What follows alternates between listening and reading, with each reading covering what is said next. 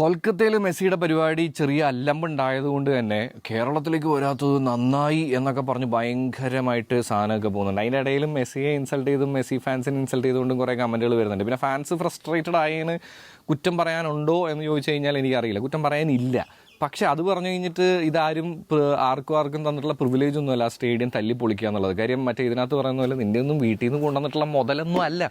പക്ഷെ എന്ന് പറഞ്ഞ് മാനേജ്മെൻറ്റ് ചെയ്തത് ശരിയാണ് എന്നുള്ളതുമല്ല. നമ്മൾ കാണിക്കേണ്ട ഒരു സ്റ്റാൻഡേർഡ് ഉണ്ട്. എസ്പെഷ്യലി മെസ്സിയെ പോലത്തെ മെസ്സി, ഡി പോൾ, സുവാരസിനെ പോലെയുള്ള താരങ്ങൾ ഇവിടെ വന്ന് നിൽക്കുന്ന സമയത്ത്, ലോകം മുഴുവൻ ഇവിടേക്ക് ഭയങ്കര കാര്യമായിട്ട് നോക്കിക്കൊണ്ടിരിക്കുന്ന സമയത്ത് നമ്മൾ നമ്മുടെ സ്റ്റാൻഡേർഡ് കാണിക്കുക എന്നുള്ളതാണ്. പിന്നെ അത് അവിടുത്തെ ഫാൻസിനെ കുറിച്ച് ഇതാദ്യമായിട്ടൊന്നുമല്ല. കേരള ബ്ലാസ്റ്റേഴ്സിൻ്റെ സമയത്തും അവർ ഇതിനേക്കാൾ വലമ്പ് കാണിച്ചിട്ടുണ്ട്. പിന്നെ ഇപ്പോൾ അവരുടെ സ്റ്റേഡിയം തന്നെ തല്ലി പൊളിച്ചു. അത് അവരുടെ സ്റ്റാൻഡേർഡ് കാണിച്ചതായിരിക്കാം. അതിലിപ്പോൾ നമ്മൾ എന്ത് പറയണമെന്ന് എനിക്കറിയില്ല. പക്ഷെ അതൊന്നും ശരിയായ ഒരു ആക്റ്റായിട്ട് എനിക്ക് പേഴ്സണലി തോന്നിയ. പിന്നെ ഈ കേരളത്തിലായിരുന്നെങ്കിൽ എന്നൊക്കെ പറഞ്ഞ് വലിയ കീച്ചണവരോട് എനിക്ക് പറയാനുണ്ടായിരുന്നത് നന്നായില്ലേ എന്നൊക്കെ ചോദിച്ചുകൊണ്ടിരിക്കുന്നുണ്ട്.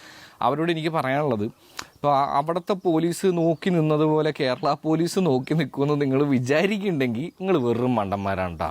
അടിച്ച് മൂട്ടിനെ ചിരട്ട തിരിച്ചിട്ടുണ്ടാവും. അതായത് ഒരു തവണ ഇറങ്ങുള്ളൂ.